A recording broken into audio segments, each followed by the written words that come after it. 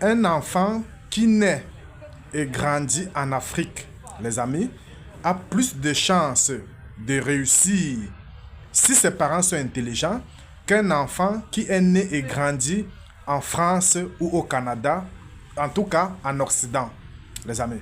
Parce que j'entends beaucoup des femmes africaines surtout convaincre leurs maris d'immigrer au Canada pour le bien des enfants, soi-disant. Que non, les enfants auront accès à une meilleure éducation et ils vont bien réussir, que c'est pour garantir l'avenir des enfants, les amis. Sans comprendre que c'est une erreur. Voilà. Et je vais m'expliquer que les enfants qui sont nés au Canada ou qui grandissent au Canada ont moins de chances de réussir qu'un enfant qui est né et grandi en Afrique. Voilà. Parce que le Canada ou l'Occident en tout cas, ce sont des pays d'immigration. Donc, c'est des pays où on a besoin des gens pour... on a besoin des bras, en fait, dans des usines et consorts. Vous voyez un peu? Et quand vous venez en tant qu'immigré, tout est déjà planifié pour vous. On connaît déjà d'avance, du moins à 90%, votre sort. Vous comprenez un peu? Parce que c'est des sociétés tellement développées où ceux qui sont venus avant, je vais dire après les deux guerres, ont tout pris et n'ont rien laissé pour les autres. Vous voyez un peu? Ça veut dire que quoi? En Occident, par exemple, il n'y a pas d'ascenseur social. Ça veut dire que si tes parents sont ouvriers, il y a de fortes chances que vos enfants ou bien votre génération, jusqu'à la 4e génération, finissent ouvriers. C'est pour cela que vous voyez en Occident, par exemple, on parle de famille de médecins. Donc vous voyez un père, un monsieur qui est médecin, son père était médecin, sa grand-mère était médecin, son grand-père était médecin, son arrière-grand-père était médecin. Donc on parle de famille de médecins. En Occident, vous allez voir, on parle de famille d'ingénieurs, on parle de famille de ceci, de famille d'industriels. Parce que tout a déjà été cloisonné. Et l'école est faite de telle sorte que, prenons le cas d'un médecin en Occident. Un médecin en Occident, par exemple, gagne bien sa vie. Vous voyez un peu. Donc, ça veut dire qu'il a les moyens de mettre son enfant dans des bonnes écoles, mes amis.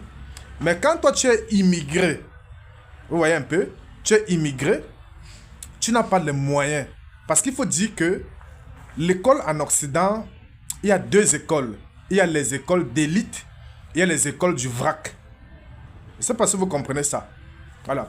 Donc, ça veut dire que les enseignements qu'on donne dans les écoles d'élite, la préparation qu'on donne dans les écoles d'élite, n'est pas la même préparation qui se passe dans les écoles du vrac.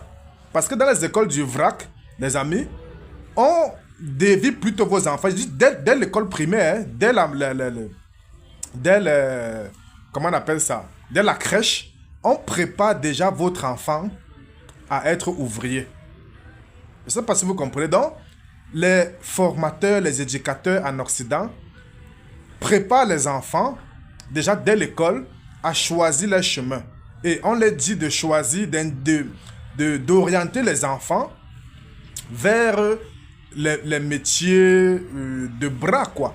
Vers les métiers d'usine. Vous voyez un enfant à 18 ans, il dit déjà qu'il va aller faire le bar. Je vais aller porter les cartons, je vais faire telle formation, je vais faire telle formation. Vous voyez un peu, donc, ça veut dire qu'on les oriente déjà, voilà, à choisir un secteur. Vous voyez un peu. Alors que dans les écoles d'élite, c'est pas comme ça que ça se passe. On prépare les enfants à être des leaders. Donc vous voyez en France, par exemple, il y a plusieurs types d'écoles. Donc ceux qui sont dans les quartiers pauvres en France, l'école dans laquelle les enfants fréquentent, c'est une école destinée à être ouvriers. Et ceux qui sont dans les quartiers riches en France, l'école dans laquelle les enfants fréquentent, c'est des écoles d'élite, dont les enfants sont destinés à être des leaders, les élites qui vont gouverner vos enfants de pauvres. Et c'est pour cela que vous allez voir les parents africains, voilà, qui ont compris ça, étant en Occident, et cherchent plutôt les voies d'échappatoire dans le sport.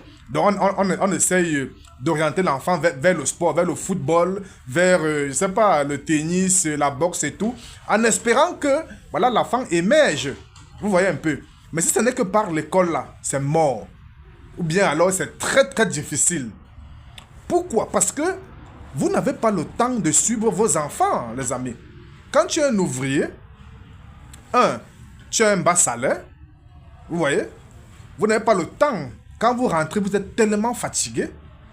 Vous voyez, et vous n'avez pas le temps de contrôler, de suivre votre enfant. Et vous laissez vos enfants au téléphone, aux appareils.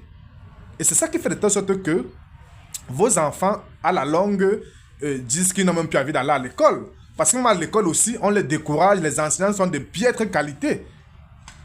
Et c'est pour cela que l'enfant n'a plus le goût de continuer les études, les amis. Et même si on le met devant un vrai concours, il va échouer parce que l'enfant n'est pas préparé. Vous voyez un peu? Donc, on tue déjà l'enfant dès la base, dès l'œuf. Vous voyez? Alors que dans les écoles d'élite des vrais quartiers, ce n'est pas comme ça qu'on forme les enfants.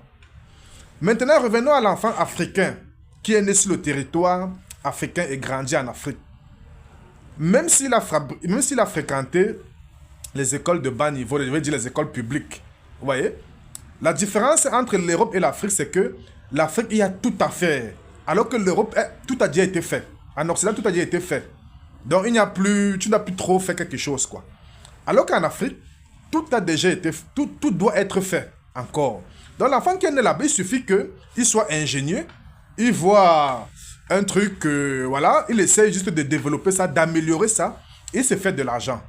Vous voyez un peu. Donc, en Afrique, un enfant qui a grandi en Afrique, il suffit juste de transformer son environnement parce que tout est à refaire en Afrique.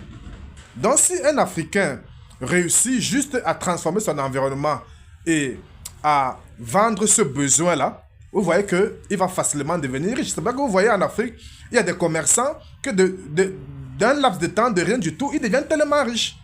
Vous voyez, parce que tout est à refaire. Il part en Chine, il voit ce qu'il n'y a pas, ce qu'il y a en Chine et ce qu'il n'y a pas en Afrique. Il porte, il va en Afrique. Vous voyez un peu. Par exemple, moi qui ai fait dans du charbon, c'est du recyclage. Le charbon biologique, c'est du recyclage. Voilà, un enfant qui voit ça, voilà, il peut juste transformer la suie là en charbon. Et vous voyez, et il peut devenir riche comme ça du jour au lendemain parce que tout est à refaire. Alors qu'en Occident, les dés sont déjà pipés. Voilà. Et les grandes écoles sont destinées pour des riches. Vous voyez, les écoles d'élite sont destinées pour des riches. C'est pour cela que vous voyez la classe gouvernante européenne. Ce ne sont pas des enfants de pauvres, les amis. Oui, on peut prendre un enfant de pauvre comme ça pour lui donner la bourse, juste comme ça pour faire jamais. Dans la plus grande majorité, c'est les enfants des riches. Regardez même les politiciens européens. Vous allez voir que la classe gouvernante, vous allez voir que tous sont des enfants des riches. Alors que dans la classe gouvernante africaine, tous ne sont pas les enfants des riches, ce sont les enfants de planteurs, ce sont les enfants des gens des non-nèmes. Alors que dans la classe dirigeante occidentale, regardez même 5 générations en avant, vous allez voir que ce sont toujours les enfants des riches, les amis. Donc tout a déjà été fait. Et quand vous venez là, vous n'avez pas assez de moyens pour gérer un enfant, pour payer les bonnes écoles. Les bonnes écoles coûtent cher en Occident. Alors que celui qui est en Afrique, qui a un peu son argent, voilà, il peut envoyer son enfant dans des bonnes écoles. Hein. Beaucoup envoient, même vous voyez une femme qui vend les beignets, elle réussit à envoyer son enfant dans de bonnes écoles en Afrique. Elle réussit à payer, les amis. Alors qu'ici, en Occident, c'est impossible. Vous n'avez pas le capital parce que vous êtes des salariés. Vous n'avez pas de capital pour mettre vos enfants dans de bonnes écoles. Et pire encore, vous êtes dans des mauvais quartiers où il y a des HLM et tout ça là. Et le sort est déjà scellé d'avance. Donc, c'est pour cela que je dis que les parents africains qui croient naïvement immigrer au Canada pour le bien des enfants, voilà, pour dire ils auront accès aux bonnes écoles, voilà, ils se trompent énormément. Ils se trompent lamentablement. Faites grandir votre enfant en Afrique, si vous avez un peu de moyens, payez-lui les bonnes écoles, voilà, et puis envoyez-le en Chine et tout, étudier en Asie, pour qu'ils voient un peu la réalité de ces pays-là. Puis que ces pays-là ont presque la même réalité que l'Afrique. Et il faut juste voir ça en Asie et venir répliquer ça en Afrique, les amis. Alors que les réalités occidentales sont des réalités qui n'ont rien à voir avec les réalités africaines.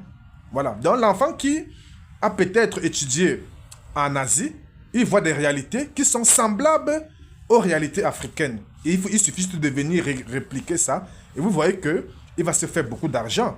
Alors qu'en Occident, les enfants ne veulent rien faire, les enfants sont paresseux. Voilà. Vous n'avez pas le temps de les suivre.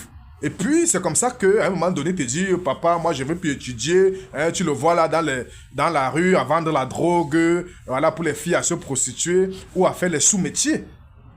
Parce que l'école en Occident détruit les pauvres. Les deux sont déjà pipés, les amis. On veut qu'ils sortent rapidement du cursus scolaire pour travailler et payer les taxes. C'est ce que je tenais à vous dire. Portez-vous bien.